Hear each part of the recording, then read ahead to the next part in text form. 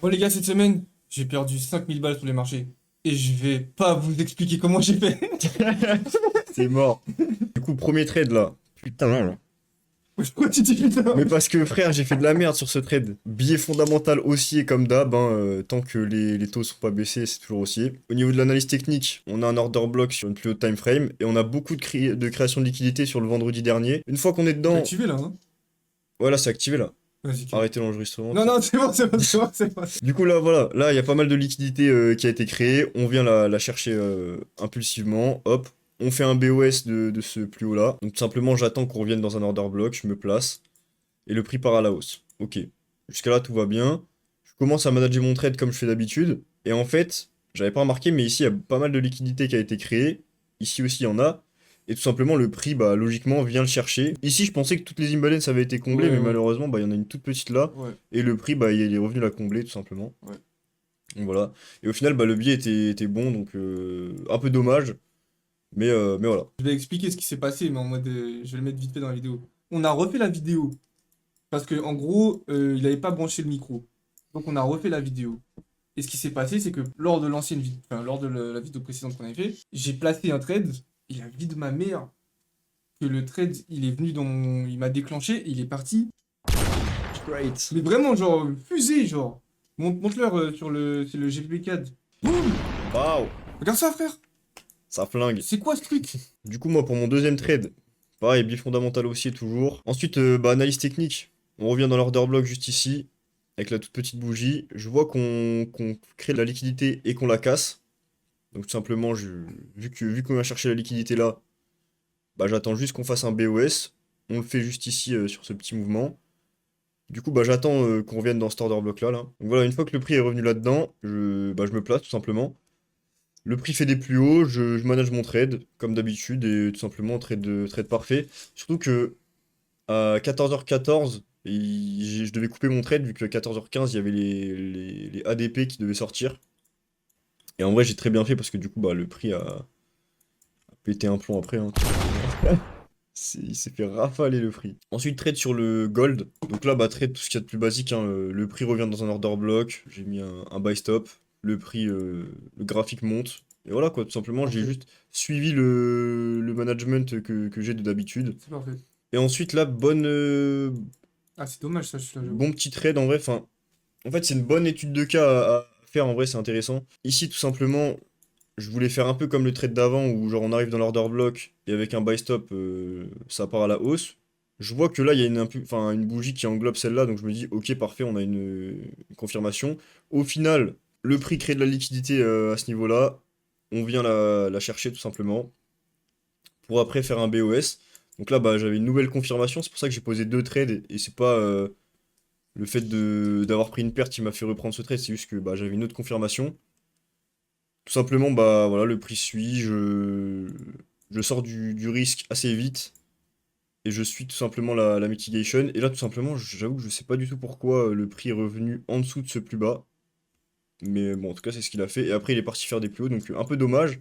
Mais j'ai quand même pris 0,75, donc voilà. Pour cette semaine, moi, je suis à peu près à 10 R, on va dire.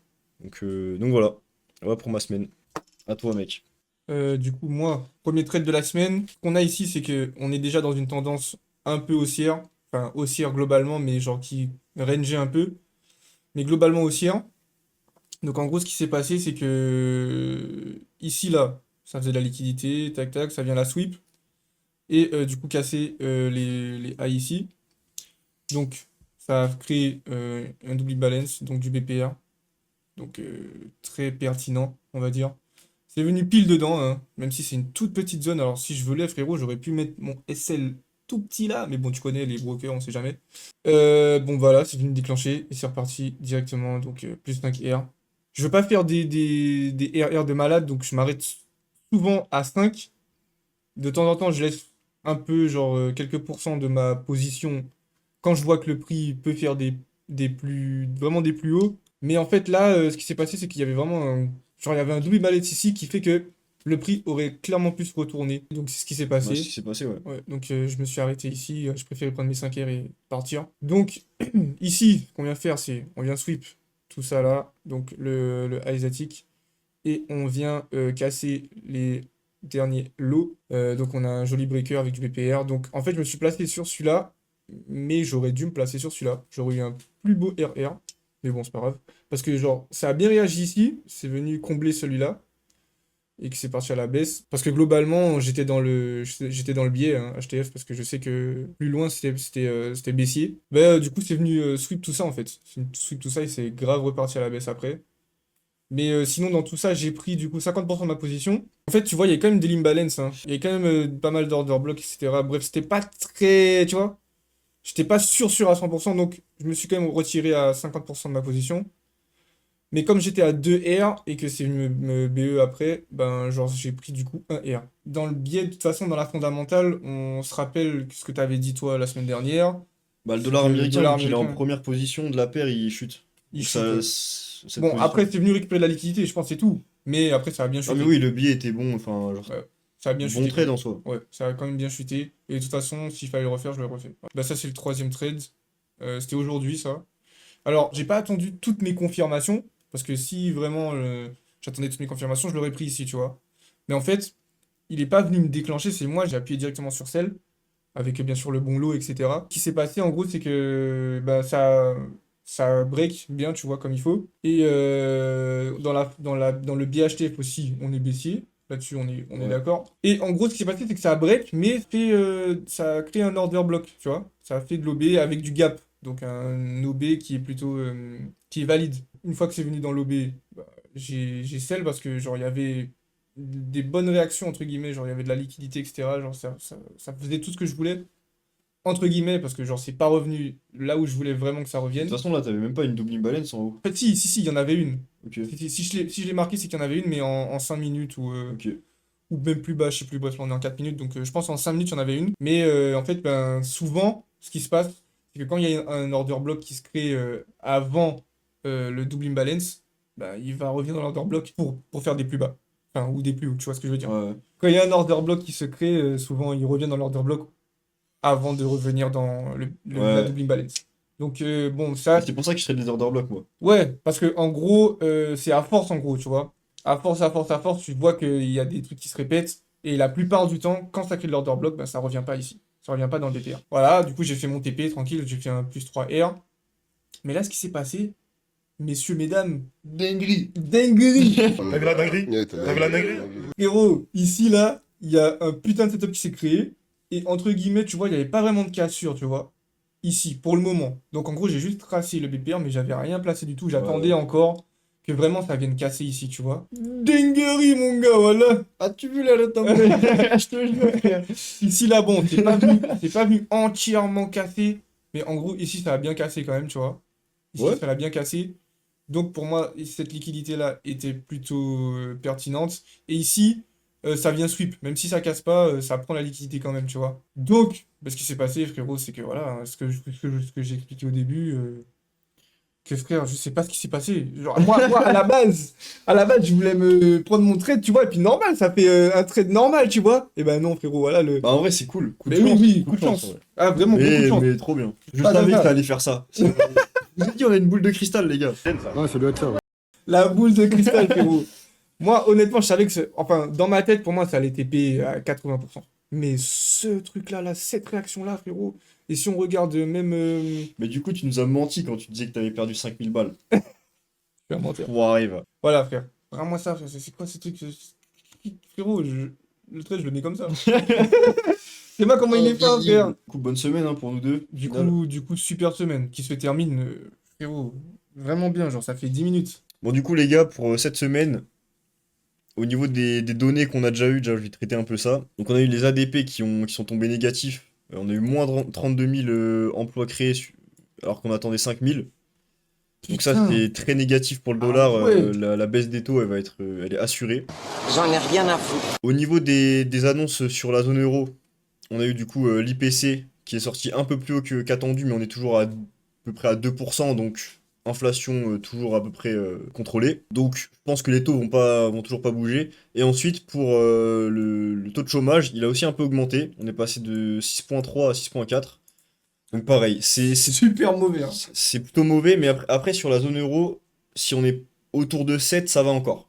Ouais. En fait, en zone euro, il y a toujours eu plus de chômage qu'aux États-Unis, Ouais, ouais, ouais. même si c'est pas bien, dans tous les Mais c'est une cas. dinguerie en vrai, hein. Alors qu'aux États-Unis, frérot, wesh, ils sont 300 millions. Et ensuite, au niveau des rapports JOLTS, ils sont pas sortis, ils ont été annulés et ils vont sortir la semaine prochaine. Parce qu'en gros, apparemment, il n'y avait pas assez de données depuis le shutdown. Donc voilà. Moi, je suis sûr que c'est Donald Trump, frérot. Il a dit on donne pas les chiffres.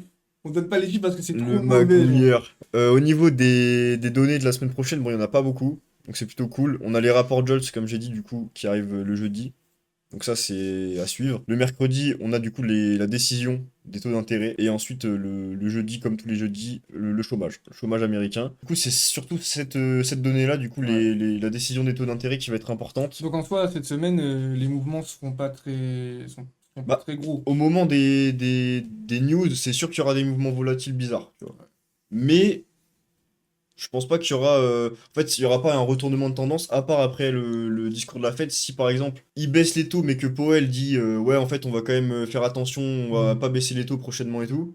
Là, ça veut dire que le prix, il va sûrement, le dollar va sûrement remonter parce que du coup, ils auront une posture plus hawkish dans Ouais, leur discours, même s'ils baissent les taux, en gros. Mais ouais. du coup, voilà, on attend 0,25 de baisse de taux. Si les données sont vraiment hyper négatives sur ces deux Sur PCE, le Jolt. PCE et le Jolt, peut-être qu'on peut attendre de 0,50, mais ce serait un peu abusé. Je pense que, honnêtement, il y a 90% de chances que ce soit ça. Donc voilà. Si le discours est au quiche, on va avoir un retournement du dollar jusqu'au prochain discours dovish. Et si le discours est dovish, bon bah là, tout ce qui va être gold, euro USD, tout ce qui va être en deuxième. En fait, si l'USD est en deuxième partie de la paire, ça va monter.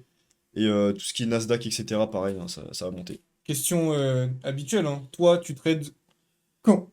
Bah, tous les jours, hein. Tous les jours. En Ouais, mais fait, genre, le à mercredi, part l'après-midi, tu traites pas. bah là, Le... vu que c'est 16h, je pense que je vais couper Ouais. mes ordres avant Bah, en 16h. vrai, 20h, ça va, en vrai, 20h. En vrai, tu peux Ouais, mais le trader tous problème, les c'est jours. que mercredi, ça va être hyper long, il va y avoir aucun mouvement. Ouais, c'est ça. C'est ça le truc, Ouais, c'est c'est qu'il ça. va y avoir aucun mouvement. Et jeudi, bon bah là, avant 14h30, il faudra couper les ordres parce que bah du coup, Ouais, comme d'hab. il y a forcément un mouvement qui va partir en couille Ouais. si c'est très haussier ou très baissier, quoi. En gros. C'est Voilà sur la pour la semaine. vidéo, les frérots. En tout cas, bah, on se retrouve la semaine prochaine.